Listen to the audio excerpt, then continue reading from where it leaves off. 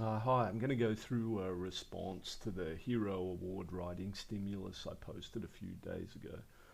So the first thing I want to say is that a few people responded writing about their mum, right? Which is very, very common, all right? If it's not mum, it's dad or it's nana or it's someone you're related to.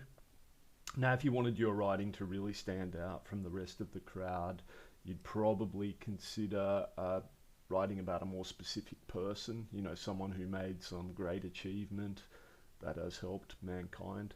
So, while there's nothing wrong with writing about mum, just be aware it's a little bit common, all right? And your writing might not stand out as much as it could if you picked a more unique topic.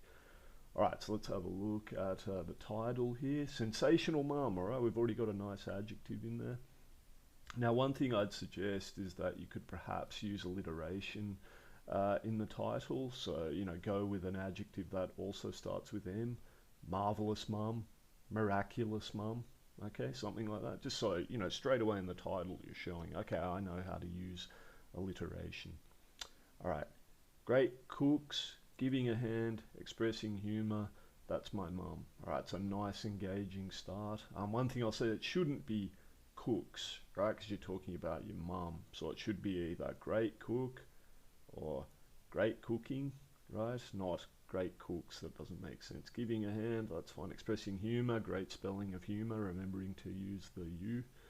Right, my mum is the most hearted. Yeah, that doesn't make sense. Okay. And later on in this same writing, this student goes on to say kind-hearted or something like that. So you don't say hearted. It's not an appropriate adjective on its own. Okay, so it should be warm-hearted, kind-hearted, generous, something like that. All right, you've ever seen uh, going on a sensational trip.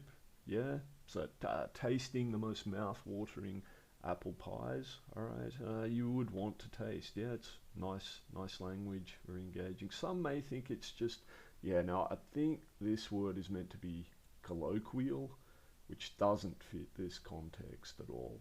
All right, so that should be. So some may think it's just routine, or some may think it's just ordinary having a mum. Okay, colloquial doesn't make sense there. Colloquial describes language. It usually means informal language. But for me, totally fun. Yeah, just strength. Oh, okay, so you link colloquial to fun. Maybe you mean some may think mums are boring, or some may think it's boring having a mum. Or if you wanted to use alliteration again, some may think it's mundane having a mum. But for me, it's totally fun. She is kind to me.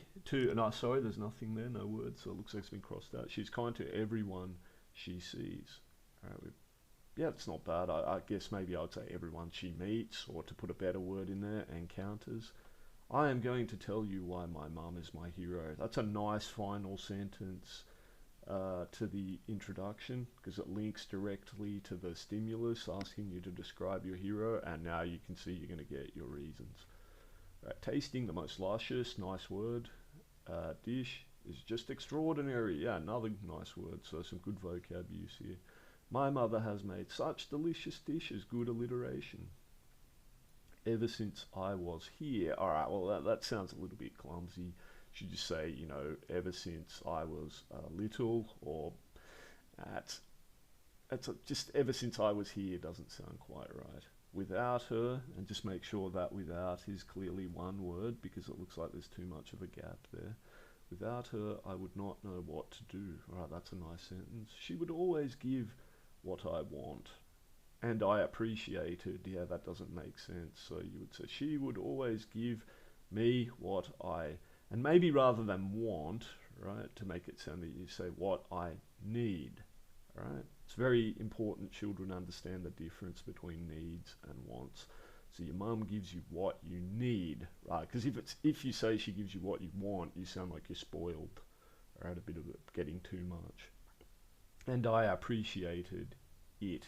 All right, and you could strengthen that. You could say something like, "And I appreciated her sacrifices." All right, so because a sacrifice doesn't always just have to be, something like a life. It can be what all parents do. They sacrifice their time, they sacrifice their money, all right, to provide their children with a nice life. So I would always help her just to make her smile. Oh, that's a very nice sentence. All right, scrumptious apple pie, good vocab again. Crunchy roasted chicken, and more. But cooking is not the only aspect she could do. All right, aspect and do sounds a little bit clumsy. Why not change that to cooking is not the only aspect she excels at. There's more, right? You could even say there's far more, right? Lonely and gloom, all right? See that, because this is an adjective, this also needs to be an adjective, so you need to add a Y to the end of it to make it gloomy. Gloomy is the adjective form. Feel unconscious, yeah, that doesn't really fit the context, all right? So just, feeling dreary, use another depressing sort of adjective. Well, my mum will always help no matter what. If you cry about something at school, she will probably should be give you a big hug and talk positively. So you could make that more specifically, and will motivate you or will encourage you, okay, or will make you feel optimistic, to use an even better word than positively. Minds, see, that doesn't make sense. That needs to be mind. Mine is particular. That's not spelled correctly. That needs to be a U. And I think that should be mine in particular. In particular is just, mine in particular is just like that. Also, she gives you a big hand.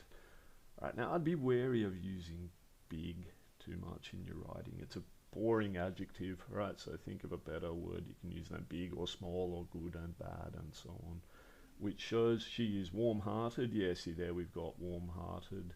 So yeah, once your vocabulary gets better, you could, benevolent. Benevolent's a great word. That means kind. Magnanimous is a more impressive word. That means generous.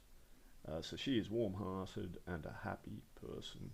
She will be in you, even, yeah, that doesn't quite make sense, all right? Even in the darkest times. So it's sort of a good try at a metaphor, but it doesn't quite work. So what about she will be with you, or her spirit will be with you even in the darkest times. So the darkest times is a nice phrase to use there. All right. Have you ever had mum? So that needs to be a mum. That's really nasty, and that needs to be a question mark, all right? Because it's asking a question. Have you? Minds. See, so this is turning out to be a common error. You don't say minds. You say mine. Mine is definitely a good word and spelled correctly. Very common spelling error. Warm-hearted. All right. So we've already said warm-hearted, so we could use another word there, I think. On the other hand, some may say that mums are not generous. Good. Alright, so I'll just talk about this for a little bit. Well, I'll finish that. So just because they want what they want. Alright. So this whole sentence is actually a very good technique to use. It's called giving a counter argument. Alright, so you give the other side. You say, on the other hand, some people believe this, so some may say that mums are not generous. Alright, and then you would give your argument in rebuttal. So you would say, so on the other hand, let me rephrase this a little. Some may say that mums are not generous and are just trying to get what they want, right?